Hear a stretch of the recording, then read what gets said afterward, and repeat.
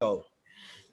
Hello, and here we are on the Infinite Breath Addiction podcast. And today we've got Jen, who's an Infinite Breath coach, and among many other things. We're going to have a conversation. We're going to talk about addictive behaviors, the stories, the past, the present, the future, the whole shebang, basically. But before we do that, so who are you in a minute or so? What's going on in your life? Just a little introduction to people. And who are you, man? How do you feel? Well, I'm Jenni. I'm a breathwork guide and empowerment coach. So basically, I help people to reconnect with their soul, their inner power, to basically live how they want to be. I'm massive on not following, to a certain extent, not following society's rules on how you should look and behave, and just kind of do your own thing. So that's really me. That was under a minute. See, that was quick. That was under a minute, but go on, you can give us a bit more. What's going on in your life at the moment? Hey, are you enjoying the challenge that we've been doing in the Facebook group? Yes.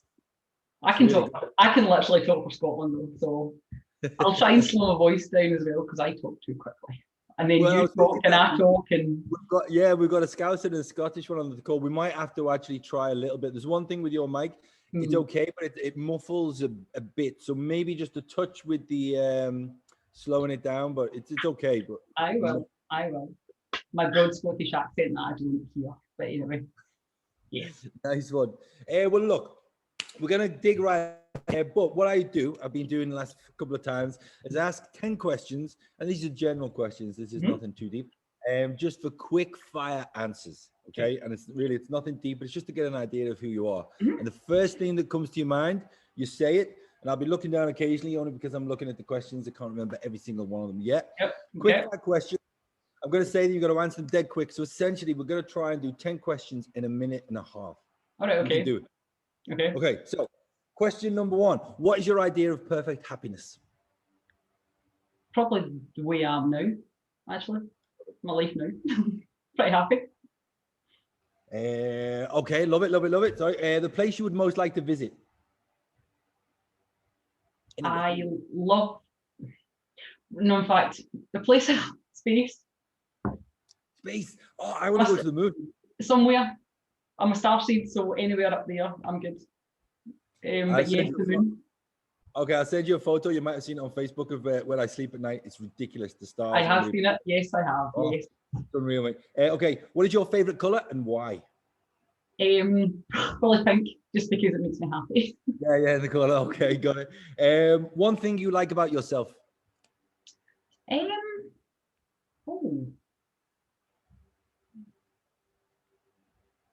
It can be a tough one, that one. I like most things with myself now. I'm quite funny. Like it? Okay. I'm quite funny. And I'm caring and funny. Caring and funny. Perfect. Caring and funny. Okay. Do you believe in God? Yes and no. Yes and no. Yes and no. Okay, we'll stick with that. Okay. What talent would you most like to have? You probably got loads, but what talent would you most like to have? Probably for the sake of my classes, I'm a fitness instructor as well. And as soon as I put a headpiece on and a mic, I feel it's okay to sing.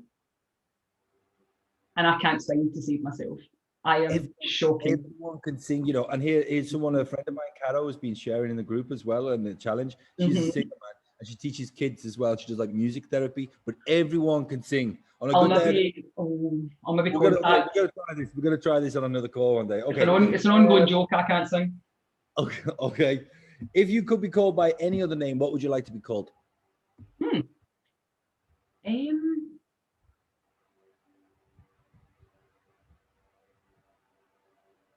don't know. I'm going to say Athena because I've merged a couple of names of goddesses, and that's what I call my unicorn, so I'll go with that. Athena. Beautiful.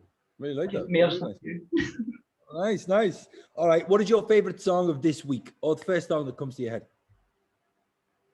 Literally the first song that came to my head, there was Nelly, All in Your Head.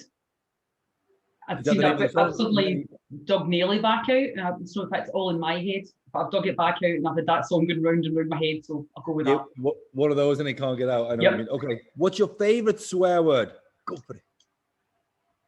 I don't like swearing. You don't like swearing? Okay, that's That's the first one of those. Okay. Oh, the most you'll probably get out of me like bloody, like as in that's bloody annoying. That's for me. Bloody. Oh, I don't okay. really Okay. Final question. What is your motto on life, if you have one? I wouldn't say a motto, but it is literally just enjoy every minute. And looking, there's always a bright side. There's always something. Doesn't matter what's going on. There's always a good part you can find in something, and it's worth looking for that good something. But I don't really have a motto, but that's more of a kind of what I live by. There's always something.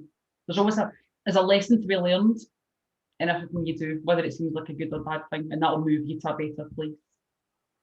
Yeah, I totally agree. It's weird though, isn't it? Because sometimes it's hard to do it, or you think it is, but it's literally a switch in the mind. I have one where I'm like, not just that, but sometimes we're dealing with different people, and then sometimes if the ego gets in the way, it was years ago I said this to myself, and I read it as well.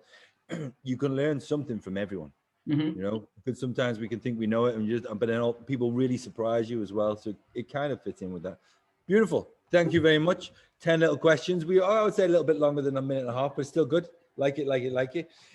So basically, yeah, we're doing this to kind of dive into what is behind these things, if you have them, what they are. Because what I've realized, I mentioned it before, my stories from alcohol and stuff, but many people have many different addictions, and some of them more severe than others. But I'm really not 100% sure about yours. So please dive in. Tell us what your story is, what's happened in your life, and where you are now.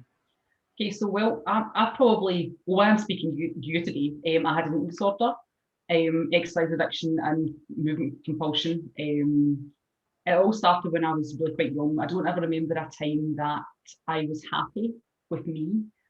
I always felt a little bit out of place. I always felt a little bit like big, as if big was a bad thing. I was always the tallest, and I just grew first.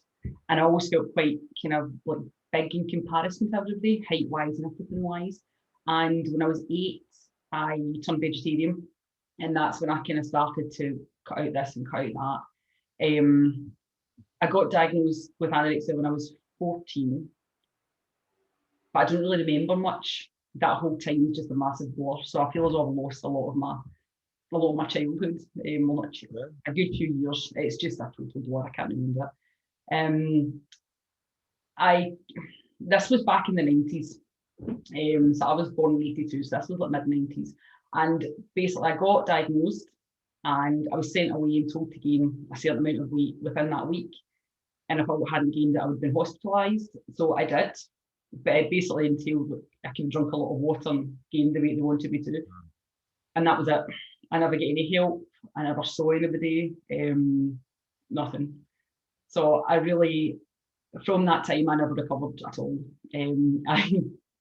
It's almost funny. I got to pick the weight that I was going to move to and recover at when I was 14, B, I had an eating disorder, and C, the weight I chose was like the lowest weight possible they'd let me get to, which I'd never been in my life. Like I'd never been that weight, but that was seen as okay. But so that took me up to about 19, and basically there's certain things with eating disorders. If you are in anybody, like if you're underweight, if you're going to diet or something, your body fights back, just survival. So I ended up in this cycle of like binging, and then I get diagnosed as bulimic, and then I went back into treatment when I was 19. But between those two times, I think I was hospitalised twice for trying to kill myself. What, sorry? I tried to kill myself twice. In your 20s? Yeah, just before I was 20, sort of 18, 19. But again, in hospital, overdose, and I was just sent out the next day. I don't think I ever actually wanted to die. I was just that desperate that one of the times I can remember I just had enough. And the other time it was just like, right, I feel, but I just never got it. I somehow managed in my early 20s to kind of, and again, I can't really remember. I've just lost so much of my time. I kind of rallied myself together, and my early 20s were okay. What I had was livable. So I was still restricting, I was still exercising, and round about that time as well, I qualified as a fitness instructor, and that was my job. So looking back now, I picked that so that I could exercise, and it was seen as a profession, so it was okay. Right. What year was that, more or less, again? Sorry. Well, I was 2002, 2003. I qualified from as a fitness instructor. That was my early 20s. So I was kind of, I lived with it. And it's one of these things I managed to hide it really well. Like my family knew that, you know, nobody spoke about it. And even kind of when I was late teens, I stopped having dinner with people and I stopped doing this and I stopped doing that, but nobody really questioned it. I was just kind of left to my own devices. And I think, I don't blame anybody, there's no point blaming, but I think looking back, if somebody just said to me then, but I feel heart sorry for my mum. I stayed with my mum and she just didn't know what to do. She just didn't know what to do. And at that point, I looked okay. So because I looked okay, it was, she's fine. She's okay, she's fine. And I really wasn't. But I met my husband when I was 24. And it was probably one of the best times that I've been like, my whole life. And I don't remember when I stopped like even like making myself sick and things, and I don't remember, but I can remember our first holidays together. We'd been together like 6 months and we went to Jamaica, and he doesn't know this, so I'll say it anyway, and he'll never watch this. I was making myself sick on holiday, and that's the point I can remember something happening. I also remember having a conversation with him, maybe a month or so after we met, and I'd already moved in. I moved in with him after a week. I was keeping him. He was a keeper, so I was keeping him. And it's so nice on every video you mention your husband, man. Oh, he's just anyway. And I remember having a conversation with him. I can still remember sitting in the kitchen and saying to him, I used to be anorexic. And he was quite shocked because you would never have known by the way I acted, the way I ate anything. But that was, I say, 6 months into it. I was on holiday, making myself sick. So I don't know what part of my brain thought that I used to be anything, because I clearly still was something. But again, I don't remember much between that time and that time. And then I went back to college to train as a nurse. This is probably about 20, probably about 25. We hadn't been together long. Well, it was about a year. And then my sister was also getting married at the same time. And for some reason, I decided, again, I'd always felt kind of like, oh, I'm too big and I need to lose some weight and blah, blah, blah. And I'd always be trying, but never really getting anywhere. And I think it was my sister getting married and the stress of being at uni that I stopped trying and did. And I remember getting my fitting for the bridesmaid dress. I was a bridesmaid. And from the November to the February, like half my size basically. And again, shouldn't say this, but people were more concerned in the fact that I'd gone from this size to this size and it would cost extra money to get the dress refitted, as opposed to the fact that I'm walking about not looking the best. Anyway, so that was then, and basically for the next 10 years, that was me. Everything was exercise, restricting. I lost my period for about 11 years. And it was just, it didn't even click to me. I was actually quite proud of it. It was like a badge of honour that I didn't have it. And looking back, I realised how scared I was of being like female as well, and how uncomfortable I felt with a female body, which is strange because, again, being honest, I'd always wanted implants, like breast implants, and I got them, but they were okay, but having like female body anywhere else just wasn't.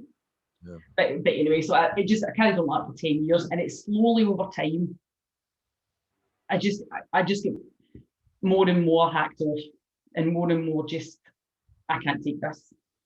I'm very much a person that I tend to move towards pleasure. But I think in this case, it was just, I can't have this anymore. Like, I just cannot live like this. And I think even looking, all the exercise and things is just getting worse as well. And I'd be going to work and I'd be teaching like 3 classes, and then I'd be going for a run, and then I'd go to the gym, and I couldn't sit down all day. So I had to keep moving around, and any excuse, like we'd even be watching the telly and I'll get it. Or the foot be going, or the body be going. And the moving around, though, is that part of it, in the sense that you did constantly needing to do something to escape the moment? It's just a complete compulsion to move. It's like you know it's not rational, but you can't help it. It's like you don't want to get up, but you have to. And it's just this drive to move and this drive not to be still. It's actually, it just affects your sleep and everything. There's actually been studies. The thing that eventually I read that made sense to me about anorexia was like a famine response. And it's basically you get faulty genetics. So you've got like sorry, say that again. I didn't catch. You've got like basically like faulty genetics. Oh, right. So they can be triggered when you go on a diet. So that's why, again, this is the theory that I go with. So when one person can go on a diet and not develop an eating disorder, someone else will. Right. And with that, as you start to restrict, you just get this compulsion to move, and you're scared of food. It's a complete fear of food. You do anything to avoid it, but it is actually literally like it's a fear response to eating and a fear response to always sitting still. And then you don't sleep either. And again, if you're going back to the kind of the famine response, if you think of a bird flying somewhere, it doesn't want to sleep, it doesn't want to rest. Yeah. So you just don't sleep. You're constantly moving. And it just got to that stage that eventually I was just spending less and less time with Andy's my husband. I was just spending less and less time with him because even in like Sunday mornings, we at one point would have the morning together. I started like a wee bike ride, and then it was bike ride and a run, and then it was a longer bike ride and a longer run, and then I couldn't eat until a certain time of the day. So it was like this would be, and I laugh now, and it's not funny, but it'd be like I can't eat until this time. So I'd be doing all these things to make sure that I was distracting myself, and so many food rules. Everything had rules, and I had to do X amount of movement a day, and things had to be certain temperatures and certain textures, and everything was a big, massive effort. Andy and I never argue. We're lucky. We just don't argue. But any argument, looking back, was over food. It was always over food, and over him just so frustrated at me. But I'm also, he calls me stubborn as a mule because I'm really, really stubborn. And when I decide I'm doing something, come here, like how water I will do it. And eventually it took me, it was January that I kind of started to look at things about recovery, you know, that when you start to kind of, maybe there's more to life than this, maybe there's something else. And that was 8 months, it was August, and actually officially kind of started recovery. But it was in the January, and I started looking around, and I say that's when I came across the famine response. And it's what just clicked and made sense to me. So it's biological, and if it's biological, you can always do something about it, and it's your choice. So it's not your fault, but it's your choice to actually do something. And I think as well, and I know people still think it, and I still read things, and it's always that sort of, you've had an eating disorder, you'll never be okay. You'll always have to live with it. You'll always have to fight against it. And some people I'm sure do, but there is also a way that you don't. Yeah. And I'm not saying that I never think, we could if I lost some weight or if I looked a different way, but it's choosing not to do that. I suppose that's like any addiction. It's getting over that, and then it does get a little bit easier every day. And it does get to the stage, I think, that eventually it's not in your mind first thing all the time. Yeah. And you're not triggered by things like you once were. Within that though, when would you say that there was a change? How long ago was that? With the actual not thinking about things? Yeah. I thought I was, because that was probably about 3 years, and I thought I was really quite good last year. But I see a massive change in me since. Another thing that's, if I was working with somebody and they had an eating disorder, one of my first things would be like stop exercising. Because you've got that neural pathway in your brain, and it's just all exercise, and you really have to stop it. But my job was exercise, right. And I couldn't stop it. You chose in that as well. And I love my work. Like I love people, so I love that. I love my work, and I'm quite an introvert person, but on stage I'm like, ah, so right. It suits a part of my personality. But and I've forgotten the question. It was. Oh yes, sorry. Yes. That kind of point. Got you. Way off in one. See, I thought I was quite good until last year, but then obviously lockdown happened. So that was in the March, and so it was literally like almost a year ago now. And for the first few months, I've got a bike in the house that I'd used all the time, and I put it up in the loft because we weren't using it, so I brought it back down. And it was maybe 2 months into sort of lockdown that I realised that I was going on this bike every day. I wasn't enjoying it, and why was I doing it? So to me, I'd managed to kind of unlock exercise, food, weight in my head, but not to the extent I wanted to. So I thought I was good until about 3 years ago. But now looking at this year, I'm much better than I was last year. Okay. So I was quite happy the way I was, but now I see how I am now, and I'm much better than I was.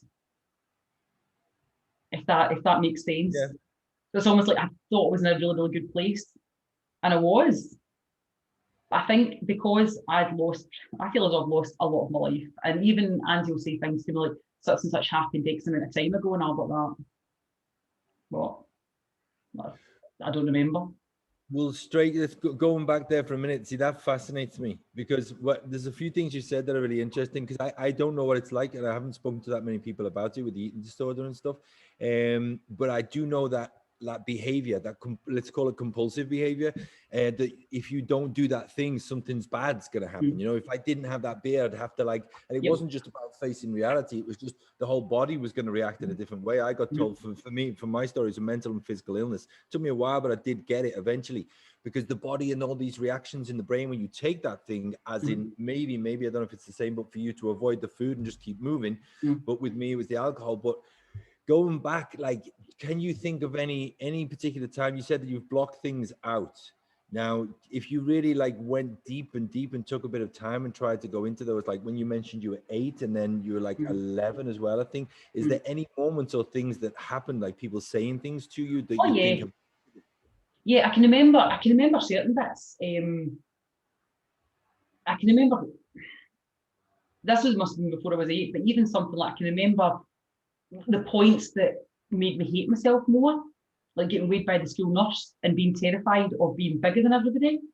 Again, as if thinking that bigger's a bad thing, like being putting on weight or being in a larger body is a bad thing. But I grew up in the 90s. Everybody wanted to be stick thin in the 90s. I think they still do. And it was, I can remember certain times. It's almost like I can remember certain bits. And the last thing I can remember before I was diagnosed was and this is the first time actually I realised the problem. This is the difference between the first time I was really ill and this time. Because the first time I was really ill, I had no comprehension that I was ill at all. I didn't know. Whereas this time I was fully aware that how I was acting and behaving and thinking wasn't quite normal. Right. I couldn't do anything about it. But the first time when I was 14, I had no idea. And looking back now, I can remember things like what I had for my lunch, and then it got less and less and less until I was eating broccoli for lunch. And one thing had taken away a day, but I don't really remember it. The last thing I can remember before, I just don't really remember anything for about a year, was I made a bit of toast. And I was like, right, come on, why? I suddenly realised that I was scared to eat, and it really, really frightened me.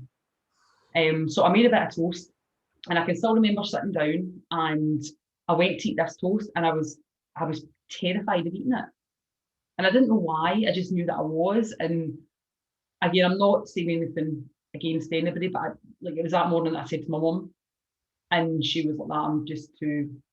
She was going out, and she was like, "It's fine," and she just left. And that was the last time I can remember. And I don't remember if I ate the toast, if I put the toast in the bin, I can't remember. But that was the last time before I just literally, and that was me.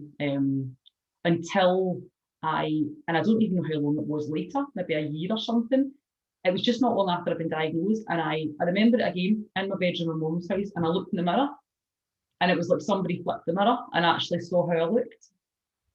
Whereas up until that point, I had no idea how I looked. And then I was like, oh my God, that's not me. Who's that? And I think that's when I realised how unwell I was. Whereas this time round, I could always see myself. I've never really had body dysmorphia except for that point. So I've always been able to see how I looked. I might have accentuated it some days and depending on how I was feeling, but I've never looked in the mirror and seen somebody else apart from that time. So this time round, I knew exactly what it looked like, and I knew that it didn't look great. But at the same time, I couldn't stop it. Or I felt like I couldn't stop it. How old was that one again? Sorry. That's when I was like mid-30s. Okay. That's You felt like you felt like you couldn't, but then you found eventually a way, or you would, like you mentioned before, the word choice, and it comes up for me as well. Like I realized I had a choice eventually, but for years I don't have a choice. I can't do it. Yep. You got to a point where it did kind of change. Yep. Was there any catalyst? But it was literally, I just felt, I felt as though if I carried on like that much longer, I'd be dead. And I realised I didn't want to die. I just didn't, and I was so tired. I was so tired from the constant thoughts. And this is another thing, going into completely stoppers here. There's a phenomenon called extreme hunger. People that have been starved basically can eat an abnormal, and I'll say abnormal amount of food in like one sitting. And there's a study, the Minnesota starvation study, and it's basically they starved men like during, I think it was the Second World War, just to see how they reacted, and then see how they like put weight back on after it. Couldn't do it now, it's slightly unethical. But when you are starved that badly, and it is another reason why diets don't work, it's like you constantly think about food. Right. So again, it's like, don't think about this, and you think about it all the time. And I literally thought about food 24/7 hours a day. It was torture.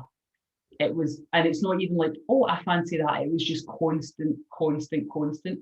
Even like teaching a class, I'd be teaching like a spin class on a bike, and I'd be thinking, I'll eat this when I go home. I'll eat this. And it was all these foods that I was going to have, and I was going to have, and I was going to have. And I never had any of them. So I'd literally torture myself all day that I could have this and that and this and that, and then I would never have them. But I think in the end, the mental hunger and the constant obsession about food, coupled with the fact that I realised I was just missing Andy, I think that was probably the two things. And as you say, Greg, I realised it was my choice. Like it literally was my choice, and it wasn't going to be an easy choice. Nobody could make it easy for me. Yeah. But you could do it. It was possible. And then it's even like the video I put up this morning in the group, and it's like you look at other people and they've recovered or in recovery, and you think people can do it. Like I can do it. If I want this, I can do it. And it is a choice. It definitely is a choice. And I think as well, I used to tell myself the story of, oh, I'll just let this forever. Like I'll never be different. Like it's almost a woe is me story, because I know eating disorders are selfish. They're really, really selfish. Right. Like really. You just tapped in, I think, to many addictive behaviors. It is selfish, but you also have to give yourself a break, because I think there's a lot of self-pity there. But for the reasons why for that, I don't know. The word trauma comes up, but it can be a big word. I just think trauma can really be small situations that are definitely affected. And I keep going back to the subconscious, and with you, it sounds like you've really blocked out a lot from an early age. It's not even, I'm hoping the more breath work I do, like things maybe come back. But then I think, carry on. No, you carry on. Within the breath work, I never really have the answers, and I hate saying, yeah, it's this or that. But within the breath work, you might be able to do that little bit more if you keep playing with it. You go into that trance state in the breath hold, especially. Because like we've been doing on the course, writing meditations, you can really do some for yourself. And I think the more you would write about it in your own personal time without showing anyone, writing a meditation for that younger girl, man, that could be that could be an exercise that when you dive in there, because I think I've blocked out a fair amount as well, but I know that the subconscious stores all that. That's why we have the behaviors that we have. And this is why the whole subject really intrigues me. I don't know enough about it, but if you did go in there, I'm sure the breath work could at least help you dive in, because it's got to be in there, because it really intrigues me. You picked up on it though, that the sense of recovery, number one, seeing other people. And that's one of the ideas with this podcast, the people just saying, look, you can do this, you can do that. Because again, for years, every morning, I've got to stop, I can't, and I just go around the corner and get that beer. And for you, maybe something else like, oh, I've got to eat, but I'm not going to, I'm going to go on the bike, whatever. But it's what's underneath that. It really, really intrigues me, man. I mean, it's the whole subconscious. I know I've got a deep inner belief that I'm just not good enough.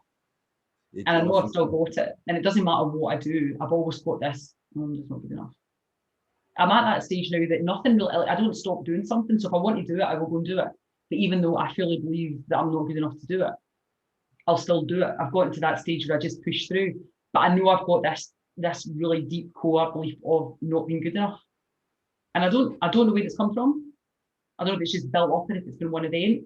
I've had many sort of like psychiatrists and psychologists since sort of, I saw quite a lot from about the age of late 20s to mid 30s that tried to dig into everything. They tore apart my first memory and things with my dad. Or he didn't love you, and I was like, no, that's just no. But it wasn't quite that. You didn't. It was maybe a mixture of different things. It definitely wasn't my dad. I know that for a fact. But other people try to blame my parents and.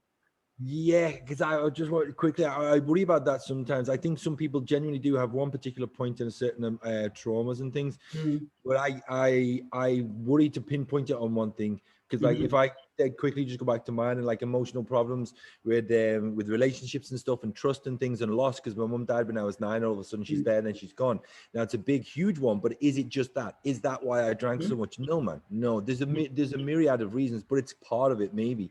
But it's intriguing because I do believe in general anyway, without really knowing anyone's particular thing, that it can be a mixture. But you definitely said something about the school as well and your own image of yourself and really letting those things, because 8, you're still developing, the brain is still developing. I don't know where I got it from, but that was, 8 you're still in primary, and in Scotland you're still in primary. But when the day I got weighed by the nurse was probably before that. But I just always said this, and I've got flashes of things around that time, and even like, I remember getting bought a pair of jeans and being terrified that they wouldn't fit, because it was bad for something not to fit. It made you a bad person. And the ironic thing is, I lived with my mum and dad are divorced. Well, my dad's dead now, but my mum and dad were divorced really early when I was really young. And my mum my mum doesn't know the difference between like a carb and a protein. She's never been on a diet in her life. My sister's pretty much the same. So I don't know where I got this from. I got this subconscious belief from somewhere, and I picked it up along the way that being taller, bigger, whatever was a really, really bad thing. And I don't consciously know where I got it from. But that's what I picked up on, and that's just what I took. Yeah. And that just formed my whole belief. Are you still intrigued? You mentioned going to therapists and stuff, but you still intrigued in diving in there and trying to maybe find out what it is? There's one subject I know I've got the course, I haven't done it yet, but about re-imprinting. The word re-imprinting is recoloring as well. You literally not like denying the thing, but finding a way to go in there and changing the scene. And apparently it's worked a lot for people, but again, I haven't actually done it and I haven't gone into any specific scenes myself, but that type of thing intrigues me. Is that something you would do, or you would advise to other people or something? I think with me, I think I've spent so many years, and then so many people say to me, "We'll find the reason. Like, this is the reason." Yeah. And to me, for my situation, I believe it's low self-esteem, the environment I grew up in, and my genetics. And they all just came together. And that was the thing that just happened to be. I think if I had different genetics, then I wouldn't have developed an eating disorder. But I also believe if I'd been given the proper help the first time round, I wouldn't have had it for the next 20 years. Yeah, because this is really a lot of the things. This is why this whole subject intrigues me. Like the opposite of addiction is connection, but within that, you realize like being cared for. Everyone's going to have the moments or the points when they're let down and stuff, but especially at a younger age, being cared for and having sympathy and having that connection with other people that really listen. It's key, man. That's why the group stuff we're doing in the moment is so nice, because everyone wants it, and especially at an early age. But it seems to be, you mentioned, I'm not enough type of thing, which is but it's not a cliche. It's used a lot. But it really ties into so many people. But on the other hand, then you said when you want to do something, you'll just fucking do it. And so many people, like on the calls with the coaching course we do, and like, I haven't got confidence in this and I'm not quite sure about that. And then straight away, they always come out with something like you said, but if you give me 20 people, I'll go. And it really intrigues me as to why we do it, you know. I'm quite funny as well. I stand up in front of classes and like, you know, umpteens of people, but put me in front of one person. And I'm like, I'd rather, if I was learning a new skill, rather than practice it with like my colleagues or my peers, I'll just rather go and do it. But I think it's good and bad because I've almost, over the years, I've learned to switch off. And it's like I can become a different person. Yeah, I think we all can. Yeah, which is good and bad, because it's almost like sometimes you need that confidence mask. As long as you're not, as long as you've not got all the time. Because now if I'm not working, like I don't have like how I'm talking to you is just me. But as long as I know that, okay, I'm going to teach a class, I have to be Miss Happy no matter what I'm feeling, then that's fine. But as long as I'm not coming home and still pretending to be that, if that's not how I feel, I think that's a big thing. Like, you are going to be different people in different situations, but it's being honest with yourself in it. I think a lot of people, though, it's just a case of you. I'd love to say the older you get, the more you go on with it, but I think sometimes you do, and it is like, and then you do it the first time, and it's. I think though the older they get, like with me now, like I'm 45 and I'm still like a bit of a kid, but I totally, but I'd like why. It's more like, okay, so it's job or responsibility and stuff. So even with some of the sessions I've doing stuff, and occasionally you don't particularly want to be like, you put yourself in that mood, you go for it, and it nearly always works out better, which goes back to some of the things I'm learning, like a little bit of Tony Robbins and stuff about action and just changing the pattern. Because like you talked about it, like the neural pathways, and again, all that really intrigues me, changing the pattern. Now it's a word, it's a sentence, but you got to put some action with it and try and change what it's done. For me, it was like really going really, really low and having nowhere else to go, making the decision, but having support and then doing work for like 6 months to a year. And it seemed to leave me the desire or the need for drink or anything like that. Plenty of other little addictive tendencies, but nothing to worry about. But it really intrigues me, that pattern. And when you said from such a young age, that little pattern in the brain has just said, you're not enough or you don't look right for whatever reason. And did you think, really, really, really looking back, did you think that you were big or fat in any way, or it was just what you were told? That's just what I told myself. I was taller. Thing is though, I'm not, and another thing, like I'm like the double of my dad, and my dad always had quite muscly legs, and I was always told like, you've got your dad's legs, meaning you've got quite muscly legs, and of course being a girl and a young girl, it was, well, I don't want that, actually bad. And I always had this obsession. And again, it was a 90s thing as well. It was like the thigh gap. And I'd always wanted one. That was like my utter dream in life, to have this. And I don't have the body for that. Apart from my hips aren't wide, I'm going to have that. But that's always what I wanted. And that thought of being that perfect body would bring me happiness, and that would be me. But no, look, I mean, I was never different. I grew first, like I was tall first. So I couldn't get like clothes to fit me, because I remember being in the brownies and I couldn't get like cloth things to fit me. I mean, they were literally like that off my backside because I was so tall. I'm not anymore, I'm only 5'5.5", but I got to like 5'5.5" when everybody else was still like 4 foot. Right, yeah. So I think from an early age, it was just like, well, I'm bigger and I just always felt like a bit out of place, but then I still feel out of place. I've never found my place in life. Like I've never found, like, this sounds terrible, but I've never found people that I kind of completely 100% feel quite comfortable with. I hear you. Apart from Andy, I'm pretty good with him. And I've been told I'm doing intuitive healing and things. I'm doing Akashic records, and I am a starseed, so I come from another planet, and that's part of the reason why I don't feel at home on Earth. So I'm kind of learning that if I want to fit in and feel as though I fit in, I have to make an effort to fit in, instead of just feeling as though like I don't belong there.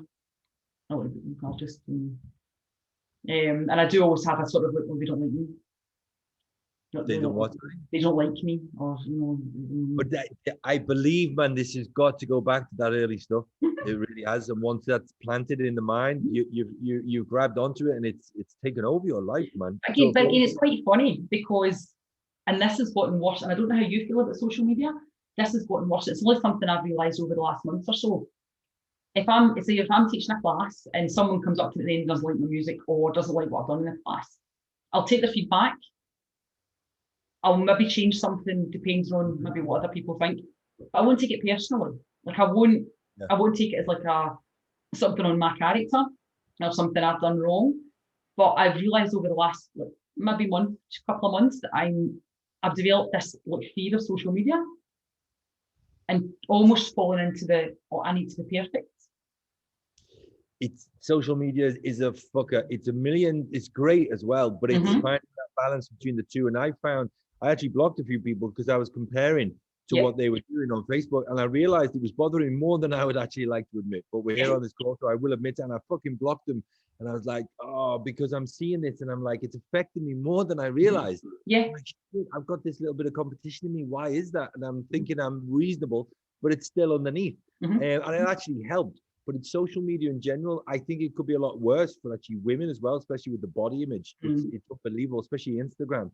Yeah. But there's benefits and the things we've been doing in the group, because I'm watching your videos and everyone's videos, and from day 1 up to like day 5 or 6, there's a big difference in everyone.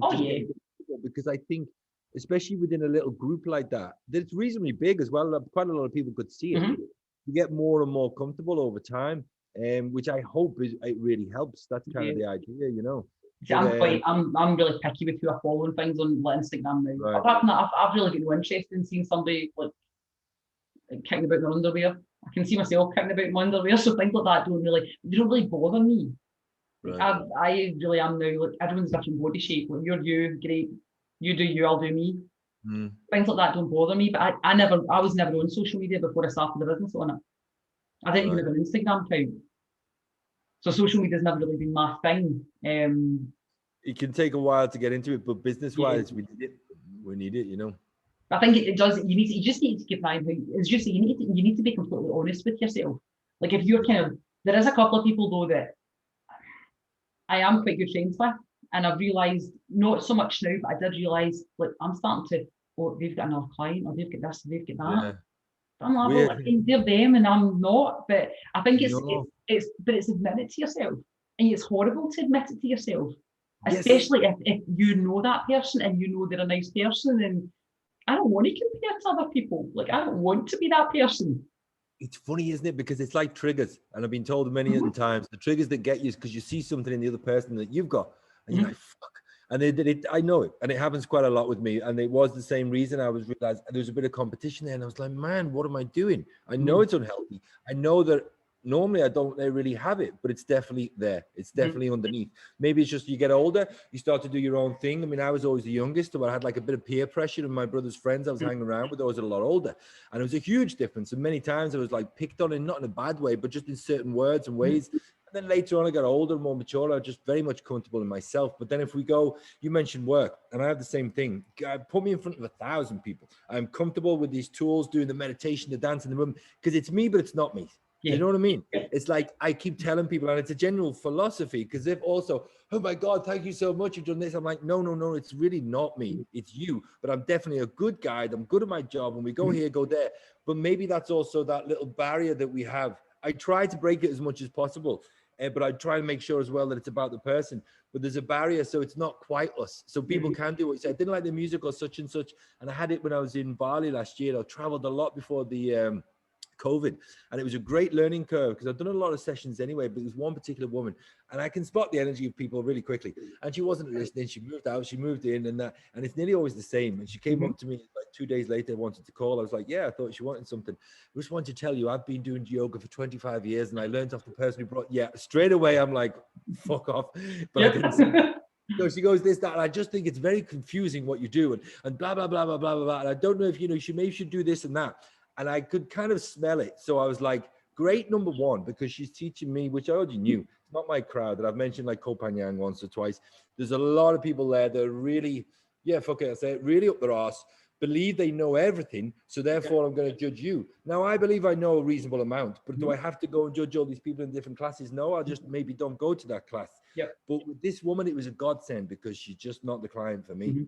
And like, well, we talk about law of attraction, and the people you're just going to attract those right people, hopefully, but definitely take in what they're saying. But it's a weird one. Having that barrier of the tools, for me, it's breathwork, music, the connection, meditations. It's a bit of a barrier, but then breaking it down and finding the right way is a bit of a skill.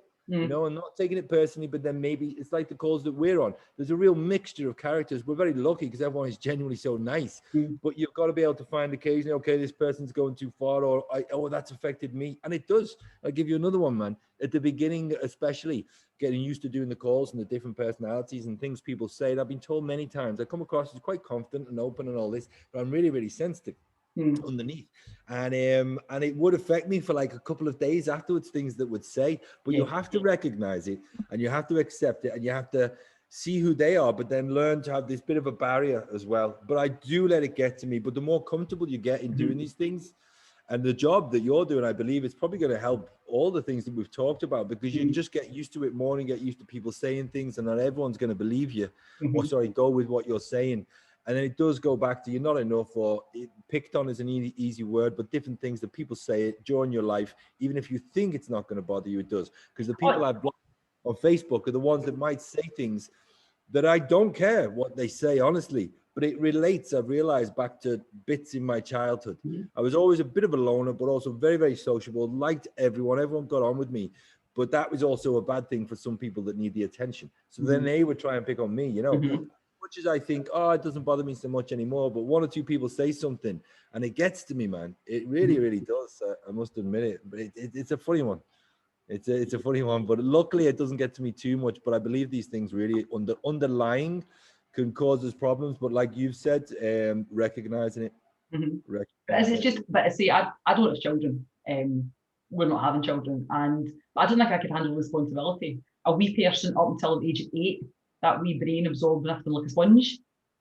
I'd be so worried that I'd say something to them that would upset them, or something would happen, and I'd be breathworking them in 10 years' time to try and overcome the things I'd said. I couldn't. Here's a funny one, right? I'd like you to watch. I did one of these the other day with Polly, you know, Polly, who helps with the business. She's amazing, man. And she comes out there, she's got all this character. And I knew as well there's something underneath where there's like a shyness, or the character can often be a defense. And maybe with me as well, I'm quite out there, and that might be a bit of a defense. But with what you just said and the kids and stuff, she, not to go into it too much, but she said similar things. And then she had the kid and the husband, and it really, really, really changed things. And she's like, she is the mother she wants to be, to show the child who the child can be. But the way she put it was so beautiful, because it's possible for everyone. I mean, I'm 45. I don't think I will, but I think I'll be a good dad. But you don't know. But I'd like you to watch that one anyway, just to. No, I will. It's actually funny. About kids, though. It was, I had reading the other day from somebody, and she was accessing my higher self, and she's saying to me about wanting children. I'm like, no, I don't want children. And she was like, oh, blah, blah, blah, children. And I was like, well, it's a bit late. I was like, because A, I don't know if I can have kids, because I lost my period for that long. And B, I sent Andrew for the snip like over 10 years ago. So I was like, it's a bit late for us. I sent Andy for the snip. I literally did. Yeah. Thankfully, he was very okay, no bother. Bless him. I talk about him all the time. But the person who was dealing with your higher power, your spirit, or whatever, she said that she could sense that you wanted to have children. Yeah, she was talking about kids in it, but then I'm also doing a tantra course. I am training to be a tantra teacher, but I decided that there's another course that I want to do, and this is it comes back to your million dollar question. What would I do? I'd do this course. So it's basically a sex, love, and relationship course. Okay. And then she kind of started accessing, like, do you feel this and do you feel that, and disconnected from your husband, and does he like tantra and blah blah. And I was like, no, we're good, we're good. And then she started saying, like, can you speak to him, like? And I was like, oh, I can literally tell him anything, like things he doesn't want to know. Right. He gets told. But it was funny somebody saying that to me, because I actually come out, and it's funny how when somebody says something to you, and it's almost like, oh, okay. And it actually made me think, look, yeah. Do I want kids? Like, and I was like, why am I letting somebody else tell me something that I know I don't want? But it's weird, right? This is why I'm just doing a bit more tea. It's weird because maybe, again, we're talking about the subconscious, or just life in general, what we're here for, essentially to procreate. Life is just to live. What's the meaning of life? To live. So maybe there is something there, you don't know. But the funny thing is about suggestion, especially if you do trust people and the same things, you take it in, like, oh my God, yeah. Sometimes it's very useful because it helps us to see, hence all these conversations, they're very handy. but it's like, do you really want it? Do you don't want it? I don't really know, but you just mentioned is it the Akashic records? Yes, yeah. Now, do you believe in that? Because just at a quick point, I want you to explain what your situation is. But I've dealt over the last few years of doing this breath work and stuff. I've got to know all kinds of people, and I'm very much into, if I trust a person, or if I like them and I feel an energy, I will listen to them and I really, every single word. Obviously, if you just don't trust them, you be the charlatan or something, I'm like, no fucking chance. So with a few people who have dealt with me and spoke to me about things, and they've really dived into the past and the energies. And when I think about it, especially, there really has to be, there's this physical fucking weird thing that we're living in. And then there's energies in the past lives of all these people and family and lineage that could go back a long, long fucking time. And to me, it makes sense, because what is it that's in us and in everything around us? Some kind of soul, some kind of spirit. And you see that leaving when someone dies. So it intrigues me. And just very, very quickly, I'm not going to name the person who it was, but about having children. And she got pregnant, didn't want them, had the abortion, felt bad about it, spoke to people in the spiritual world many times about it. And they said, you've got a soul inside you that wants to come out. And by chance, don't know if it's like proper relationship. By chance, now she's actually got a kid, and it's happened, and this soul has come out. And I reminded her about it, which she knew anyway. And it was quite amazing, because this other person, this spiritual guy, and again, you say spiritual guy casual, but if there's some people do have this empathy to know, and it was like, you've got a soul inside you that wants to come out. And she's like, holy fuck, I did have an abortion many years ago. And it's obviously it's come up once or twice in the relationships, but she didn't. She had it, and I don't know how she feels right now, to be honest. But it's something there that other people can see. Now, does that mean that you really want to, or you're going to have them? I don't know. But it intrigues me. What's your opinion on the Akashic records and past lives and things like that, and energy? No, I definitely believe at the moment you're just a soul having like a human experience. I do believe that, and I do believe your soul's lived many lifetimes, and so it's part of the Akashic records. It's almost like you're here with your soul gifts for this lifetime, and you're also here to learn a lesson for this lifetime. Yeah, and it could be anything, like from relationships to being happy. But no, I definitely believe in that. And I believe there's people that you've lived past lives with, and you're still with them now. I've been told that my dad and I lived 4 lives together before this one. And maybe we'll get a 5th when I join him. But that's kind of, again, I think it comes down to person. I've had 2 Akashic readings done just by chance. They say you should only have 1 done. The way it worked out, long story, but one girl did it. She accessed Akashic records by just talking to me and wrote down like a paragraph, channeling a paragraph. And as we spoke more and more, she actually said one thing to me, and it was about, I get quite upset talking about my dad. And she mentioned, like, your dad's always with you. And I was like, well, I know he's there, he's on my left. And she went, do you know he's on your left? And I said, I was like, he's on my left. And she's like, oh, yes, he's on your left. And I was like, I know. And then she said that every time I see a butterfly, it's my dad. And I remember going, oh, that's nice, the butterfly, lovely. Doesn't really mean much. Dad wasn't into butterflies, but we'll go with it. And I had this like blue butterfly, and then that was it. Forgot about it and went away. And it wasn't until about 2 weeks later, like my journal for breathwork, and it was the first ever breathwork session, like sort of like hour-long breathwork session I'd done. And I'd written like 5 lines, and there was a big massive space, and then sort of just a few lines off the bottom I'd written butterfly. And I don't really visualize. I'm not a visual person. And I'd seen a butterfly, and I was just like, oh my. So that was one girl that gave me it. But between the 2 records, they say quite different things. And I also found that the girl that gave me it by just channeling, she was very good. I mean, she was nice, but she'd almost given me a list of questions, and these are what you can ask. So I wanted to know about my past lives. That's something that just fascinates me. And I kind of got back from like, why do you want to know? Like, why do you need to know this, and why do you need to know that? And I thought, because I'm interested in you, and I'm paying you. You know, if you need more of a reason than that. I'm fucking paying you. So what's you know? But it was on the questions. I just felt as though she was a bit. I was like, I booked the session to almost get not answers, but get. I believe in like past souls. I believe in past lives, and I just wanted to know a little bit about like my past lives. But it was all, well, why do you want to know? Why do you want to know? No. I was like, nah, just, you know, Just wanted to But know. did the other woman give you some answers or something intriguing for you to kind of develop on? Because I don't believe there's a right or a wrong or an answer. Yeah. It's more like saying things that you can decipher, which I also believe, if you genuinely believe it, and there's something in what the person's saying, there's some trust, and they got something to make it where we can probably all see, but a lot of us block it. Then to me, it usually helps my perception on the normal weird life that we live. Because like, let's face it, me personally, 95% of the day at the moment, maybe even 99, it's diddle, diddle, diddle, diddle, diddle. Luckily, it goes to like quite happy stuff and singing and dancing and all that shit, but it's just this, and it's avoiding those other things. But when I start thinking, if you give me some clues, it really takes a weight off. It's a bit like the addiction when I really decided that it was a choice. Should done, but you have to take a long time to get there. It was like a fucking bag coming off. Like I've used it in a few meditations. You just take it off. You're like, oh, it was actually that easy. You have to make the decision. You have to make the decision, and it can take a while. It's almost easier, and it's not easier. That's a terrible thing to say, but it's almost easier when you make that decision. Like when you decide that's it. Like you're going to make the choice to change. Fully at 100% deciding you're going to is almost easier than staying as you were. Although it's still really hard, it's when you've made that choice. But it's like the timing thing. It's because with the drinking, quite a few people come to me and ask me, and I can give them my own experience. This is what I did.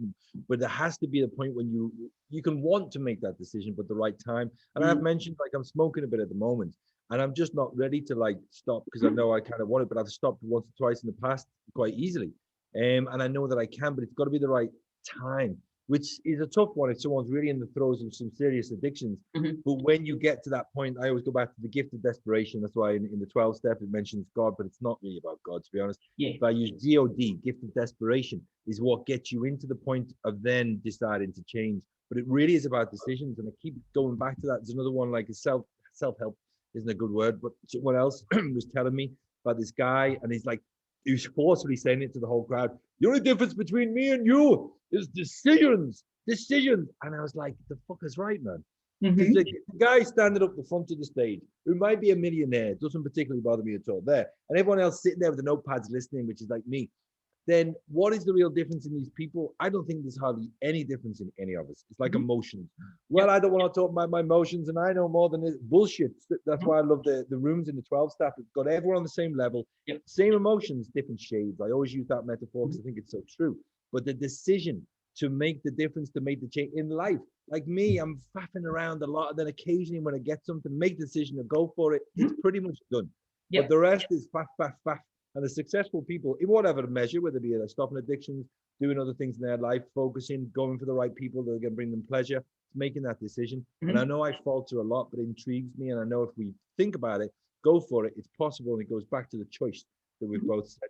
We do have a choice, but you can be in there for, like, you talked about a long part of your life, man. But it sounded like you didn't have a choice. It's the same for me. Could be 5, 6, 7, 8 years of like heavy drinking and can't stop, got no choice. And it's not true. And if anything comes out of this conversation, these conversations, is you do have a choice, man.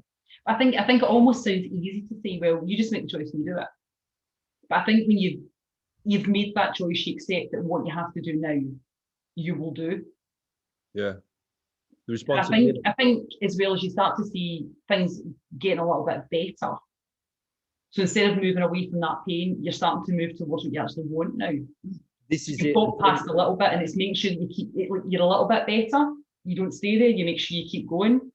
Yes, seeing the other side. It's like I said to a friend of mine recently. He had 11 months sober, and then he slipped again for a few weeks, really bad. And he's going, "Oh, I can't believe I've lost all that time." I'm like, "No." When he's drunk, he wouldn't listen. But afterwards, he's listening more. I'm like, "No, it's a gift. You've just got 11 months, the longest he's ever had, and he's done so much." I said, "That's the gift. That's the one to go to, not the like 3 weeks of doing this." Because it's all self-pity, which will drive us right down, and poor me, poor loneliness, which can be real, but if we keep playing that pattern. But I think as well, that's a massive thing to say, though. I mean, I can only talk about my own experience and sort of eating disorder experience, and I don't think I know anybody that recovered from an eating disorder and never did another behaviour. Like, I don't think there's anybody that at one point during the recovery was perfect. Yeah. And because everybody has this perception that your recovery will be perfect, every day will be getting better and better, you'll never slip back like a day or whatever. And then if somebody does do it, it's like, oh, I failed. That's it. And it's almost normalised, and it's okay to struggle. And when you've made that decision and you're in your recovery, it's okay to struggle. Yeah. It's not going to be perfect, and it's fine to then struggle and continue to ask other people for help. Yes, you've got it fucking right on the head. It's okay to struggle. I haven't thought about that, but it's very, very true. And it's okay to ask for help. The one time, and I was speaking to my sponsor yesterday, it was when I asked him for help. It was months. Greg, we just get a sponsor. Eventually pressed that button, and he was more than happy to do it. We became very good friends because I just trusted him as well. And that's all it was, asking for help. And I still don't do it much, occasionally. But it's important. It's really fucking important, because it's surprising when we get to the point of having like conversations like this, how other people want to listen and want to help. It's in the human nature. The ego gets in the way. Yeah. Sometimes you have to batter the door to say, help me. It's a pride thing as well. It's definitely a pride thing. It's like, why? And then it comes to that I should be okay. I should be able to do this myself. Yes. And I think as well, because like you start to like act a little bit more like yourself, look a little bit more like yourself, kind of get back to your normal self, and people just go, oh, they're okay, they're fine. Yeah, but there's another one, going back to the normal self. I think that's even a worry for people. It took me a while, but I'm really genuinely very comfortable in my skin now. But before, like I'm going to be me, I'm going to be fine, but then what? Which goes back to the sabotage. Oh, completely. We sabotage you constantly. And I still, again, don't have the answers for any of this, but intrigues the piss out of me. It's like, why do we do that?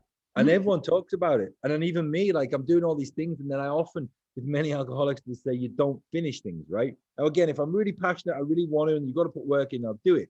But there's so many things. I've got a board right there with a million things on. And it's like, I think I'm genuinely, well, I'll go away from that, because if I have to do that, then someone might buy it. Then I might have to do this. You almost want to do things and walk away. It's a weird thing, but that's why I think you've got to get something you're passionate in and you really believe in. Yeah, did you say, you mean, again, spot on, like, yeah, then I'll be that person. I don't know who that person is. And I know for me, I have no idea who I was. Like, I've never really, and I only feel as though in the last year I've kind of started to go, oh, I like this. I don't like that. But here's one for you. You mentioned the last year, so that's within the lockdown. Do you find it easier in the lockdown? You've had more time to reflect, or different behaviors have come in? It's one of these things, again, with the exercise thing, I realise I'm still doing it just because I almost thought that I should. And again, when lockdown last year, now I go back to work, I'm going to get a shock because I just have done nothing. I don't even care. I'm not one of these people that's given up getting my fitness up over lockdown. I don't care. But I'm quite comfortable to say that. Whereas a few years ago, I would die. Like, lost my fitness. Oh my goodness, it was the be all end all to life. But now I'm like, I don't care. I've put in a bit of weight. I don't care. Yeah, but that's what intrigues me. Do you think that has something to do with being seen and not being seen? Because in lockdown, a lot would being seen less. With the fact that I work in the fitness industry and still do. And again, I actually had a conversation with somebody. She was a recovery coach as well. I am a certified recovery coach, but I'm not doing recovery coaching. And she was sort of saying, so, I was saying I was still working fitness and things, and she's saying, well, and how have you found that? And I said, well, basically I had to make the decision. I wasn't going to look like somebody would probably want a fitness instructor to look anymore, or how I had looked. And if I had one person think and ask if I was pregnant, I had umpteen people ask if I was pregnant. And I knew everyone was talking about me. And I had to make the decision that if I wanted to keep doing a job that I really enjoyed, then I had to just go stuff at everybody. Yeah. And again, it was coming back. And it's strange because I've obviously quite a good sense of like my own style. Like, I've never been into fashion. I've always been a bit of a tomboy, despite the pink. I love like cars and guy things, or traditional guy things. And I'm quite a tomboy. But I'm really blanking. Oh yeah, but then I was quite gothic as well when I was younger. But I was never concerned what other people thought about me. So it's funny, I've only ever cared what people thought about my shape. Couldn't care less about what you thought about my hair, or like the clothes I wore, or even what I said. It was just always purely so focused on how I looked. But for me, I just had to make the decision that we live in a world, and it's so aesthetic orientated. And if I want to continue doing what I'm doing, I'm doing what I'm doing. And lockdown for me, I think probably has made it easier because it's given me a time to step back as well and just take a step back from that kind of whole everyone coming in and people saying I've put weight on and like it's a bad thing and blah blah blah and I'm okay and how do I lose weight and I think that's just allowing me a bit of time to reflect myself, and I feel as though over the last year I've done a hell of a lot of things sort of certificates wise. I decided that I had so many things I wanted to do and I don't want to teach forever. I always want to teach some classes, but I don't want to teach really that many. And I decided there was other things I wanted to do, and I decided that, and again, it maybe was a little bit of an escape because I literally didn't stop from like last March until like November. And I just did course after course after course after course. And I think it took me until Christmas to eventually go, do you know what, you just need to stop. Yeah. And again, I realised it was a little bit of a just escape. And again, it's such a short time frame, but I feel as though even from like last November until now, I'm completely different. I also work with a coach who's a business coach, but I think that gave me the space to kind of just go, I don't know anything about business, bless her. She's really, really good, but for me, it wasn't the right time for a business coach. I should not have had a business coach. I should have had a developmental coach or something. But it's just given me that space to go, like, who am I and what do I like? Yes. Like, who's Jenny? Because I feel as though I'm 39 in August, still 38 at the moment, but 39 in August, and I feel as though I'm like that. I don't know who I am. Like, I really have no idea who I am. And I'll say these things to Andy, and he'll be like that. Take a time out. Like, just take a time out and learn who you are. Because I find myself like, I should like that. I should like this. Do I like that? Like, do I? And I feel as though I'm having a bit of an identity crisis, like at 38. But it's, again, it's because you lose that much of your life to something else. Yeah. And it's just you're never going to get the time back. You've kind of, that's happened and it's gone. So from that point of view, obviously asked about this sort of the reprinting things. I don't know. And to me, it's just so many things piled on top of each other that there's no one reason for me. I didn't have a traumatic event that like kicked off the rope for me and caused me to start restricting. That wasn't my choice to do it. Admittedly, the first time it was vegetarian, and it was because I've always loved animals, but again, that's something else I've had to accept. I can't be vegetarian. I was vegan for a wee while. I can't be any of that because I can't have those restrictions. I'm not willing to risk it. It's funny though that you say though, it's like the last few months of the last year, it's a funny period for everyone, and there's some really positive things come out. I remember in the first few months that people were moaning, and then a few people saying, hang on a minute, this is great. I've actually, everyone was quiet, but I was really, really busy, and I always have been over this period, but I've done things that I should have been doing, I was talking about doing for 2 years. Because I couldn't keep flying around the world at a fucking 10,000 miles an hour, I got them done, even though it's like, it's work and stuff. But if I stop like I did it today, it's coming up to a year since I've been here. And then maybe 2 months after that, I really started with the course and the idea of it and all this. I'm like, fuck, man, I've got to stop and congratulate myself because most of the day, haven't done this, haven't done that yet, need to do that. Oh, they need to do that. If I can do that, I can help them there. Then we got to build this because that's the only way to go that. And what about finance? Da, da, da. But you got to stop and just thank yourself, you know. It's just taking a step back and going, do you know what? Greg, well done. Thanks very much. And it really is. Just nobody does it. But I think it's the whole mentality of just, and it's that masculine energy of just do. You just don't get a chance to step back and go, I've actually done really well. Well done, me. And take a bit of time for yourself. It's hard. But I think we're pushed to think like that as well. You can always achieve a bit more, but you've never done quite enough. It is that I'm not enough. The perfectionist thing, I have it when people don't think I do because I'm a bit chaotic, but underneath I'm like, if you can just get that like that, and then just like this, like that. And then I was doing some meditations yesterday. I really enjoyed it because it's only 3 minutes. So I didn't have to worry about the timing of the breathing and getting all the sound right. I was like, put the track on, put the bass on your voice and say the words. And I was happy with it. Your own worst critic. I'm a complete perfectionist. I am terrible. It's never good enough for me. Again, I'm just learning, do you know what? Okay. It's making me miserable. So there's no point. Thing is, what's perfect for you won't be perfect for somebody else anyway. Yeah. So if your standards aren't high enough and you never meet yours, you're not going to meet everybody anyway. So yeah, you've got to try and do stuff that you don't want to do, and often I don't. Sometimes I do, but it's funny how you were talking. I picked it up a lot, especially doing with the coaching calls and stuff. People keep saying, "But I'm like this, but then I can do that." It's in us to do all of these things, but we have this repetitive voice which says we can't. but it's definitely possible. If anything to take from this is that we have a choice, like, and we're going to have to go because we got to go into another call in a minute. Hello. No, but that's one thing I love it. From NLP. I did NLP training last year, and that was the one thing that I took away from that. Like, you get the choice over everything. Great. And with the NLP, it really is involved. The visualizations, all that. I love it. And I want to go deeper. I'm speaking to a friend on Friday, a similar podcast like this, because she's always got so many good ideas. And she was the ones about decisions as well. So that could be another conversation for another day, man. Oh, NLP is wonderful. But it's funny with NLP because, I know we're Russian, but it's funny with NLP that when I did my NLP training, so many of the actual techniques I'd been doing without realizing. And so many of those techniques got me to recovery. But now they've got a name. But this is it. I think we all do it. That's why with the NLP and all that, and it's all ancient stuff anyway. You call it neuro-linguist programming, visualizing technique, whatever.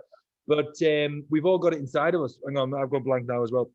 We've all got that. We all know it anyway. It's like the power of the subconscious mind. I bought that book again through pain in the back. It was a chiropractor, very smart, and told me it's not just the pain, it's something else. Yep. And that was a turning point, man, which led me into the meditation and the breath work because it had all that in it. But I was so intrigued before.